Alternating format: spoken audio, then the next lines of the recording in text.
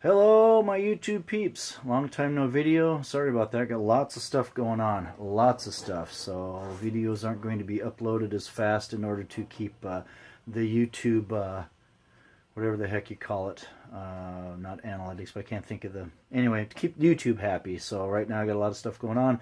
But last video was the plan, technically, for the pan, and it didn't work out. So I'm going to show you why it didn't work out. It's kind of a half success thing. Half of it worked out successfully, the other half did not, and I'm going to show you what and why and what I'm going to try to do to fix this. So let's bring you guys back around to the pan. We'll hide the bad part first. So here's what we had. So I started to weld it over here, TIG weld it, and it turned out not too bad. It's not perfect, but it did fix the crack, and then I also had a hole over here that I purposely drilled into the pan because it had to follow the crack.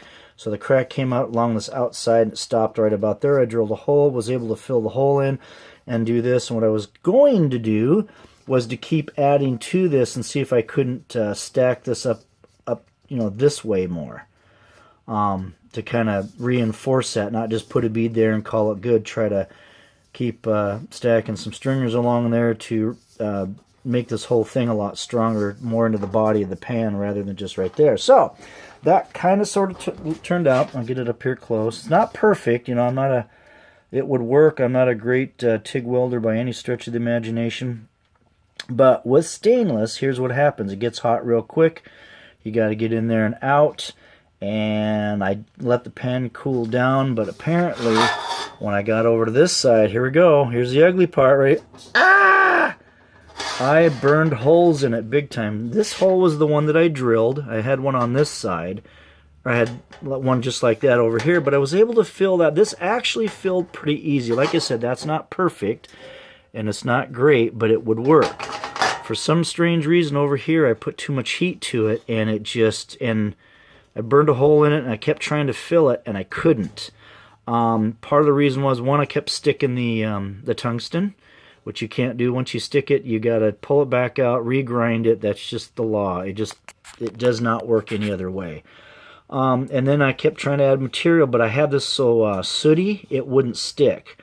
So I've cleaned it up since then. I got to grind this down. I have to grind it down to the inside. It kept just puddling up over here, which, that's... So I got to grind all that down. I started to grind it. That's going to be some work, and then we're going to try it again. Hopefully I can save this. I'm going to have to use a lot less amperage and try to work on this in spurts rather than concentrate on that one area. Now, so let me show you the tungstens.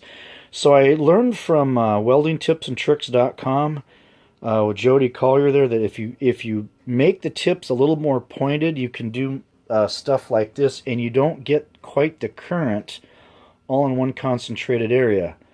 So I had these kind of like this on this side, and then when I stuck it and reground it, I reground this a lot shorter. It was a lot stubbier, and I think it was just too much for this side here. So we've reground those. We're going to try that here after I grind all the stuff off and clean this area up, and then I'm not sure if I'm going to concentrate just on this. We'll see if we can fill this first. If I can get this filled, then I'll go ahead and come back over here and start my way down.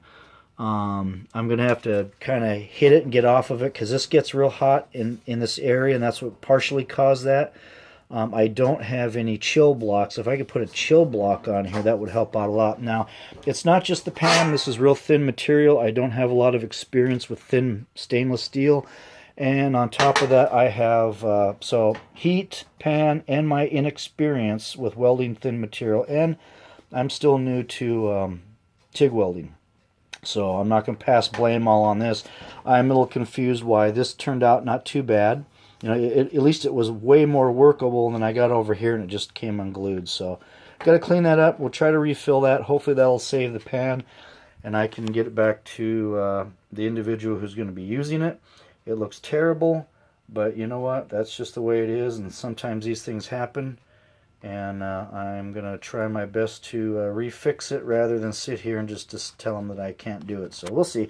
I got a 4-inch grinder. Go ahead and grind that stuff down, and try not to take too much material off here. I don't want to thin this any more than what it already is, so I need to try to strategically grind that and not weaken this material further.